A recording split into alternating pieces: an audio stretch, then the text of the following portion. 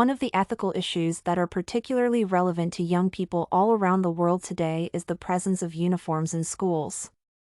At first, my school did not set any rules with regards to school uniforms or school clothes for students. However, when I moved to 8th grade, a new principal came to the school, and one of his first decisions was to make all students wear a uniform to school. The proposed uniform consisted of a checked skirt for girls or gray trousers for boys, a white shirt, and a jacket with the school's emblem on it. The new rules created turmoil among the parents and the students. Some of the parents decided to start a petition to cancel the school uniform, whereas others said that the new rules were reasonable and appropriate for the classroom. There were many arguments for the introduction of school uniforms.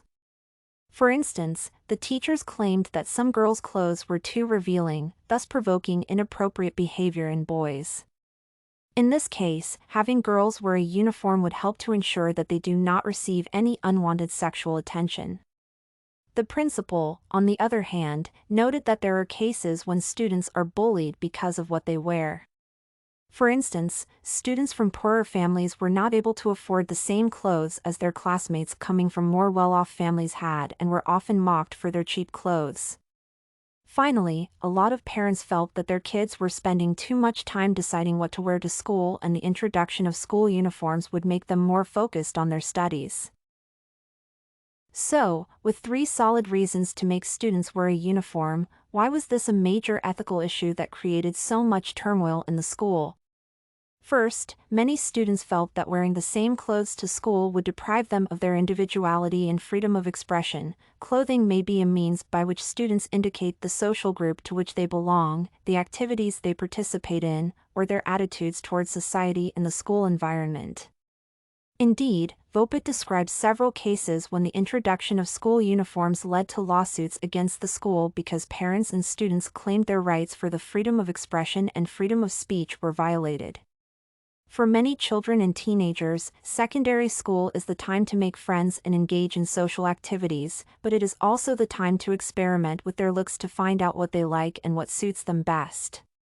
Given the number of times children spend on their studies, school becomes the ultimate platform for self-expression, both by means of spoken communication and by dressing up in a particular way. Classmates become their second family, and the desire to look good in front of the people whose opinion matters to you is natural at this stage of life. Moreover, setting a school uniform would not eliminate the issue of certain kids mocking others for cheap clothes. There is a great variety of school uniforms available in shops in a broad price range, so there is still a chance that children whose parents can afford a good quality expensive jacket instead of a cheaper one bought in a supermarket will mock those whose families are not as affluent. Moreover, an article from the Mirror reveals that cheaper uniforms sold in supermarkets are actually made by workers from developing countries who are not paid fairly for the job. This fact makes uniforms more affordable. However, it is unethical to support the exploitation of cheap labor. Finally, in some cases, the rules regarding the students' school clothes may go against the students' religious beliefs. The recent incidents discussed earlier suggest that the right of students to wear religious attire and symbols is not necessarily guaranteed in the public school context, and these rights will continue to be challenged in the future. For instance, Ali argues, Muslim girls might not be allowed to wear hijabs to school. For Muslim women, hijabs are an integral part of their religious expression, which makes it unfair to refuse them the right to wear it to schools.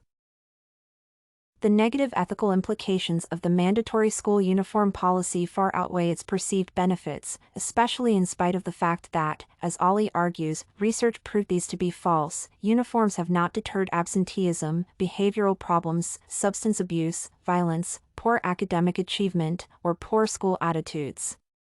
The best way of addressing this ethical dilemma, therefore, is to cancel mandatory uniform policies in schools. This would help to ensure that the students' rights to freedom of expression and freedom of religion are not violated.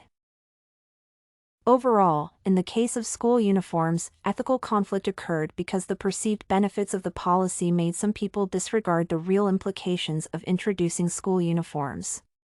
It is important to mediate this type of ethical conflict by spreading awareness of the ethical implications connected with certain policies to help people make thoughtful ethical decisions. StudyCorgi.com has everything you need for successful studies. Writing tools, informative articles, and essay samples. Come check it out!